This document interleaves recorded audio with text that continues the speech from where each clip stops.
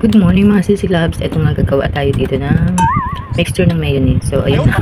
Naubusan tayo ng mayo. So sinisunod ko lang yung tira. So mag-mix tayo dito ng 1 spoon ng condensed at saka ng mayonnaise. Yung sweetness is depende sa inyo. Kung gusto nyo ng mayonnaise lang, pwede rin siya. But as for me, mas masarap siya pag medyo may kick siya ng counting tamis. So yun na, tinikman natin siya. Okay na siya. So ayun na. I-mix lang natin. So nag-gloves na nga ako dito. So ihihiwain natin yung bread sa gitna para malagyan natin siya ng filling sa loob. Ayan. Cut mo siya and then lalagyan natin siya ng mayo sa gitna para hindi naman siya masyadong plain. And then yung sa labas niya is papahiran natin para kumapit yung floss na gagamitin natin. Ayan na siya. And then i-dip natin siya sa pork floss. Ayan siya. Sige-sige para makover lahat siya. And then pwede na natin yung isilid sa plastic.